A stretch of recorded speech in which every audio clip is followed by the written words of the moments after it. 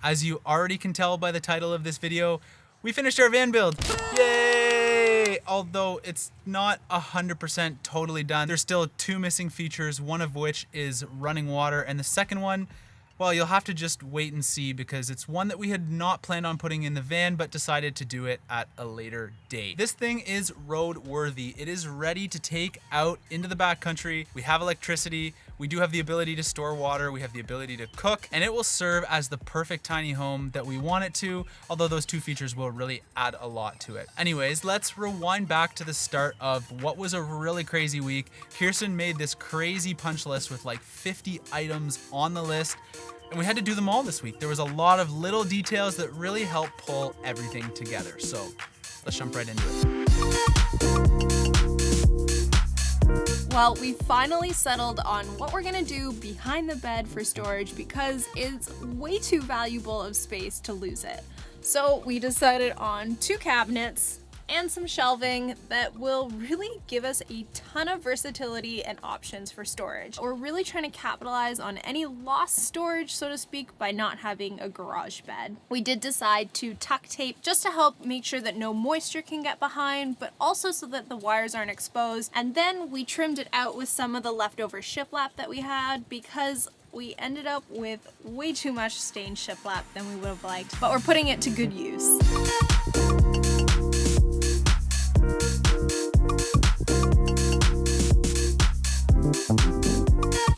Love it. Now we just need to make Just 2 little things. The best part about making these is this was 100% scrap wood, except for the shelves. We bought the shelves. But everything that we're doing for the cabinet faces and all of this wood was just scrap. We had it left over. And it looks awesome. Less wastage. Over the past few hours, we've cut, glued, wood-filled, sanded, and painted our cabinet faces for the storage area behind our bed that we started yesterday. And we've been waiting for Mother Nature to bless us with a beautiful day to take care of some weather-dependent tasks that we have to do. The first and most important of those weather-dependent tasks is grouting our kitchen.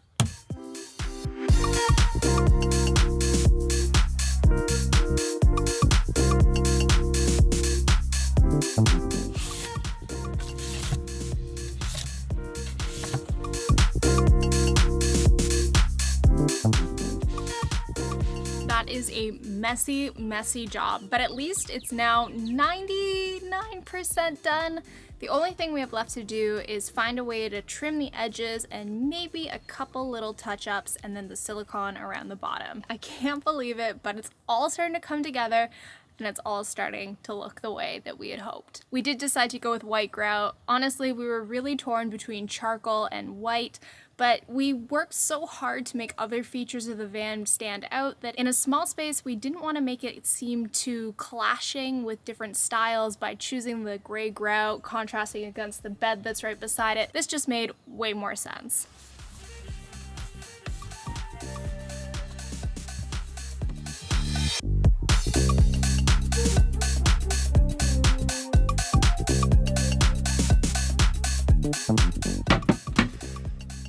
Thank God that's the last ones. Well, do we have a surprise for you guys? Because guess what arrived last night? Our toilet! After many months of searching, we found the smallest toilet available on the market, which is the Thetford 135. The advertised dimensions of this were 13.5 by 12.25. So one night, late last week, we decided that we were gonna rip apart our entire water cabinet just to make sure that we could fit this toilet in. So we took the dimensions that were given online and made the cabinet exactly to fit that. And when this arrived, it doesn't fit.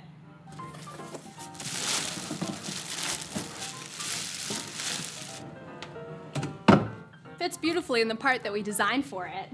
This is the narrowest too. Let's just give it a little, oh, it doesn't fit. I know it looks like it fits, but it's not great. So it doesn't look like any of us are allowed to have midnight emergencies because the new home for the toilet is under the bench. Man, that sucks. Let me illustrate for you.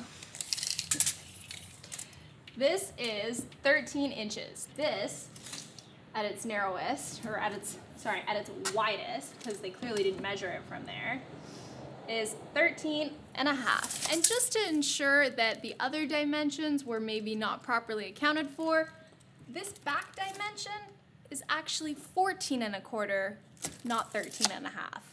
It's fine. It's all fine. It's fine. We decided to get going bright and early this morning because I want to get this van done. We've been at it for 6 long months. I was really hoping to have the van done last week, but life got in the way of that. So we have today and tomorrow, and really the van needs to be done by tomorrow. Other than the plumbing, which we're gonna work on in the next week before we actually start heading out west. Let's see how we do, and I'm hoping by the end of tomorrow night, we have a finished product to show you guys. Well, kind of show you. We're gonna show you more in the tour because we're still adding a few things, but let's just get this thing done. Starting with something that Kirsten has been very resistant to do because, in all fairness, it seems kind of weird to drill into a 12-volt Dometic fridge that we just purchased, but the manual says to do so. Apparently what you're supposed to do with these Dometic fridges is pop off these caps, drill a pilot hole, and then put screws into the supporting frame. We're literally going to be drilling through our, what, like $1,000 Dometic fridge? We spent $1,200. That was really easy. That was really, really easy. Okay, I feel better about that now, actually. Really? Yeah. Because there's a hole in my fridge. It was clearly meant to be done like that. Didn't go through, did it? No. Oh. Fridge is in. Okay, let's do that 3 more times.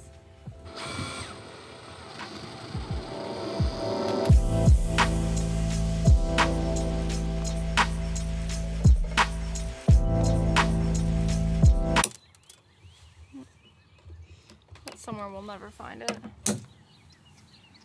Why they recommend X-Acto knives for vinyl, I'll never understand. In order to give our tiles a bit of a cleaner look, we decided to trim it out, except for when we started our tiling project, this vinyl trim, we couldn't get it to stick in the mortar behind the tiles reasonably, so we decided to cut back the back edge of it and put it back on top with mortar to fix our little mistakes. And it looks awesome. We have a little bit more to do, but that's maybe tomorrow's problem. This is a special sealant that we've put on the particle board in order to ensure that if any moisture does happen to get underneath the sink, it won't actually rot the countertop from the inside because it is particle board. Comes the painful part.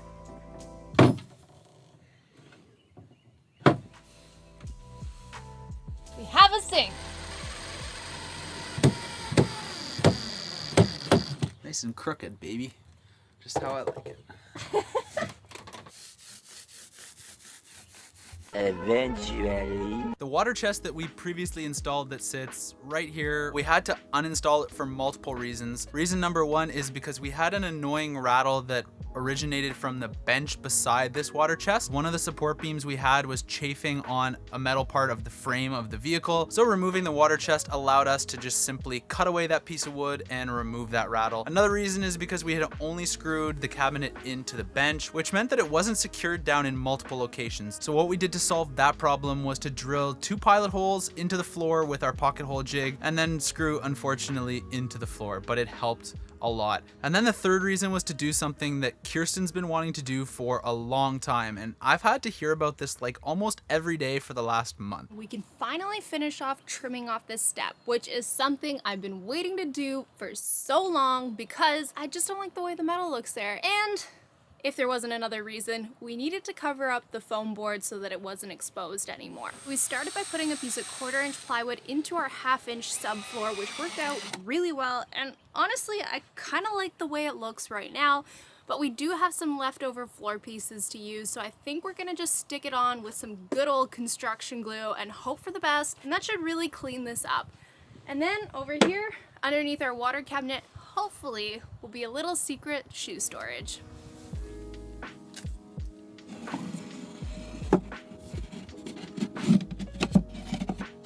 I'm really glad we found a use for some extra shiplap here. This is our open cabinet. We had a bunch of exposed wires before, which we've just tuck taped. We cut a piece of 1/2 inch plywood to fit, and then we just glued up some shiplap.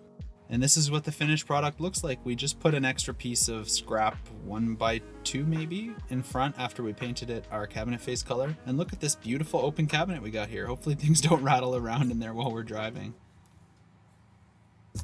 Yes. You want a banana, honey? There's no bananas in there. I don't know what you're talking about. I see bananas in there. Getting rear windows in the back of our van was at the very top of our list of things that we wanted when we purchased this vehicle, and we're so happy to have them because they let in a lot of extra natural light during the day. But at night when we have our lights on in this vehicle, it's really easy for people to look in the back window and see whatever's going on inside the van. So in order to upgrade our privacy, we want to put a blackout curtain at the back of the vehicle. We've decided to fasten a wooden beam between our upper cabinets on the one side and the partition wall on the other side, which is going to allow us to put some hooks on that beam and hang a curtain up there. It's perfect. It's actually perfect. This is one ugly piece of wood though, so I'm going to sand it, wood fill it, paint it, make it look nice. Then we got our back beam. That looks awesome. It's literally perfect. I can't get over this. Today is our last day to work on the van, but we couldn't finish all the little things that we need to get done without yesterday's Amazon haul. First off, well, not really necessary, but our brand new kettle.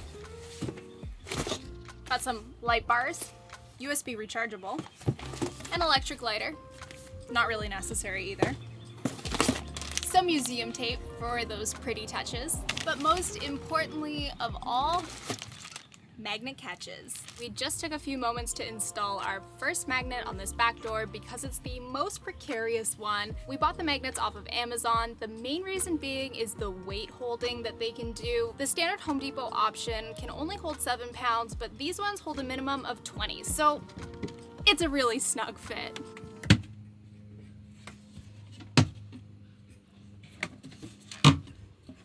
Take a look at the final product of this step here that Kirsten designed. It looks fantastic. It really pulls the build together, and it alleviates one of the things that I personally was probably the most stressed about because I had no idea how we were going to do this.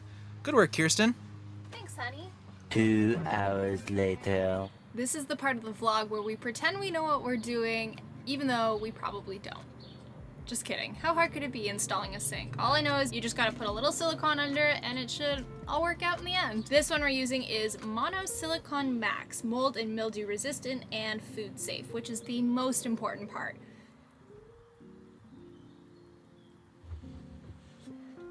Okay, good?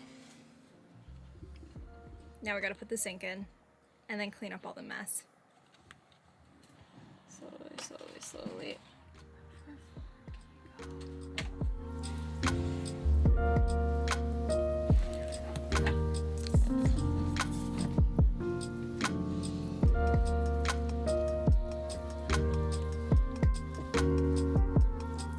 After a quick outfit change due to spilling Mr. Clean all over myself, it's time to get to caulking. I've been waiting for this since we finished the tiling because I'm hoping it's the finishing touch that makes it look as clean and beautiful as possible.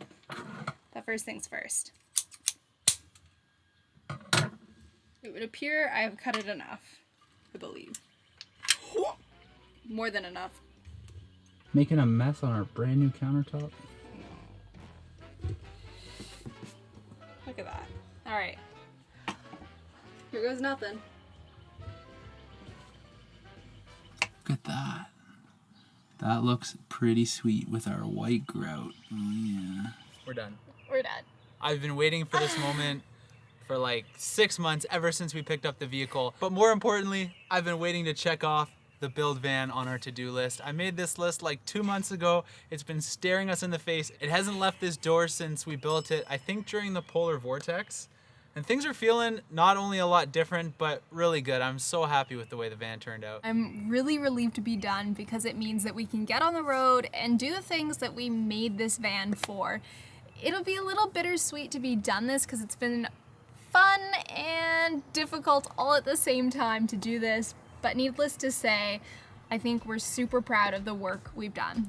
Anything that we didn't get to in this video or any of the other build videos, we're gonna do our best to cover that topic during the van tour, which will be coming in the next couple of weeks. I promise we're gonna do a very in-depth van tour to kind of go over everything that we did to make this van exactly what it is, but I wanna live in it for at least a few days before we get to that point. Should mention, you're probably noticing the uncovered cushions behind us. We are going to see Master Seamstress Karen next week, so don't worry, it's all gonna look pretty in no time at all. Now the moment that I've been waiting for so long.